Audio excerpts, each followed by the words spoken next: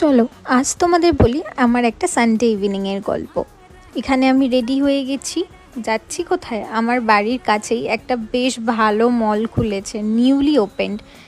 মলটা দেখছো, মলের আর্কিটেকচারটা বেশ ভালো করেছে আর খুবই সুন্দর লাগছিল দেখতে। ওপরের ওই ঝাড়বাতিটা এত ভালো লাগছিল আমার দেখতে। আর মলটা বেশ বড়, প্রায় 6 তলা। আর এখনও সেভাবে কিছু ওপেন হয়নি। এই যে দেখছো, এখানে আমরা একটু পোজ দিচ্ছিলাম, আমি মামকে কত করে বললাম একটু ভালো করে পোজ দাও। ও এখানে নিচেই চলেছে।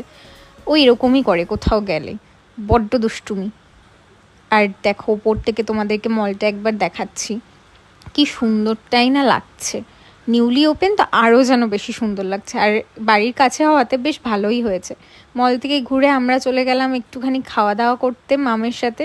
দেন বাড়ি ফেরার পথে যখন দেখি মারাত্মক বৃষ্টি, আমরা দাঁড়িয়ে গেছি একটা ফুচকার দোকানে ফুচকা খেতে। বৃষ্টিতে ফুচকা খাওয়া ছাড়া যাবে না। তারপরে ফুচকা খেয়ে বেরোতে না বেরোতেই মারাত্মক বৃষ্টি আর ঝড়। ওই দেখে আমরা দুই বোনে লিটারালি ছাতা মাথায় দিয়ে দৌড়তে বাড়ির দিকে যাচ্ছি। ঠিক এভাবেই কেটেছিল আমার সানডে ইভিনিংটা। ভিডিওটা ভালো লাগলে সাবস্ক্রাইব করে দিও।